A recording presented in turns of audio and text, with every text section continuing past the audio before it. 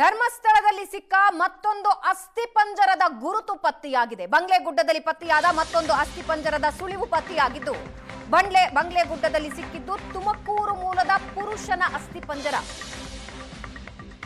ತುಮಕೂರಿನ ಗುಬ್ಬಿಯ ಆದಿಶೇಷ ನಾರಾಯಣ ಅನ್ನುವ ವ್ಯಕ್ತಿಯ ಅಸ್ಥಿಪಂಜರ ಅದು. ಬಂಗ್ಲೆಗುಡ್ಡದಲ್ಲಿ ಅಸ್ಥಿಪಂಜರದ ಬಳಿ ಡ್ರೈವಿಂಗ್ ಲೈಸೆನ್ಸ್ ಸಿಕ್ಕಿರುತ್ತೆ. ಆ ಡ್ರೈವಿಂಗ್ ಲೈಸೆನ್ಸ್ ಆಧಾರದಲ್ಲಿ ಕುಟುಂಬಸ್ಥರಿಗೆ ಎಸ್ಐಟಿ ಬುಲಾವ್ ಕೊಟ್ಟಿರುತ್ತೆ. 2013 ಅಕ್ಟೋಬರ್ 2ನೇ ತಾರೀಕಿನಿಂದ ಆದಿಶೇಷ ನಾರಾಯಣ್ ನಾಪತ್ತೆಯಾಗಿರ್ತಾರೆ. ಬೆಂಗಳೂರಿನ ಬಾರ್ನಲ್ಲಿ ಕ್ಯಾಶಿಯರ್ ಆಗಿ ಅವರು ಕೆಲಸ ಮಾಡ್ತಾ ಇರ್ತಾರೆ. ಆದಿಶೇಷ ನಾಪತ್ತೆ ಸಂಬಂಧ ಯಾವುದೇ ಪ್ರಕರಣ ದಾಖಲಿಸಿರೋದಿಲ್ಲ ಕುಟುಂಬ. ಇದೇ ವ್ಯಕ್ತಿಯ ಫೋಟೋ.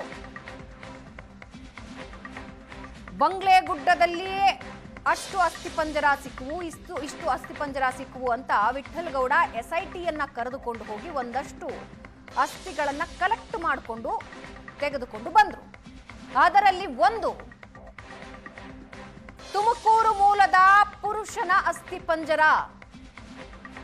ತುಮಕೂರಿನ ಗುಬ್ಬಿಯ ಆದಿಶೇಷ ನಾರಾಯಣ ಎಂಬಾತನ ಅಸ್ಥಿಪಂಜರ ಅದು. ಬಂಗ್ಲೆಗುಡ್ಡದಲ್ಲಿ ಅಸ್ಥಿಪಂಜರದ ಬಳಿ ಡ್ರೈವಿಂಗ್ ಲೈಸೆನ್ಸ್ ಕೂಡ ಸಿಕ್ಕಿರುತ್ತೆ. ಆ ಡ್ರೈವಿಂಗ್ ಲೈಸೆನ್ಸ್ ಆಧಾರದಲ್ಲಿ ಕುಟುಂಬಸ್ಥರನ್ನ ಪತ್ತೆ ಹಚ್ಚುತ್ತಾರೆ ಎಸ್ಐಟಿ ತಂಡ.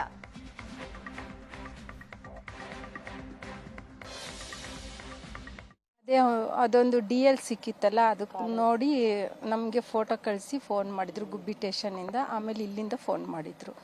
ಹೌದಾ, ಒಂದೇನೆ ಅದು DL. ನೀವು ಒಳಗಡೆ ಹೋಗಿ ಏನು ಮಾಹಿತಿ ಕೊಟ್ಟರು? ಅದೇ ಹೇಳಿದ್ವಿ, ಈ ಥರ ಎಲ್ಲ ಹೆಂಗೆ ಹೋಗಿದ್ವಿ, ಹಿಂಗೆ ಮಾಡಿದ್ವಿ ಎಲ್ಲ ಹೇಳಿದ್ವಿ. ಅವರೆಲ್ಲ ಇದು ಮಾಡ್ಕೊಂಡಿದ್ದಾರೆ.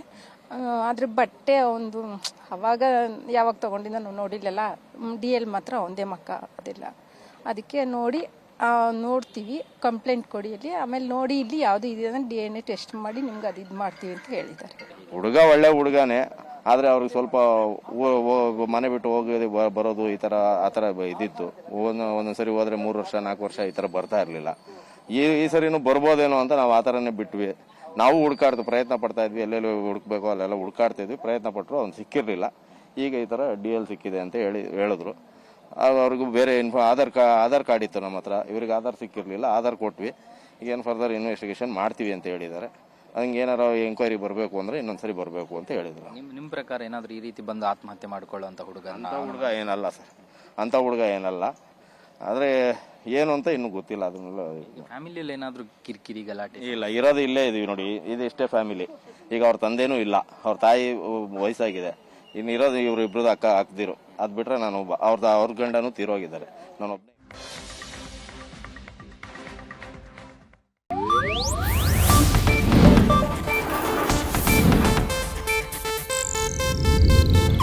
ಇದು ಏಷ್ಯಾನೆಟ್ ನ್ಯೂಸ್ ನೆಟ್ವರ್ಕ್ ಪ್ರಸ್ತುತಿ.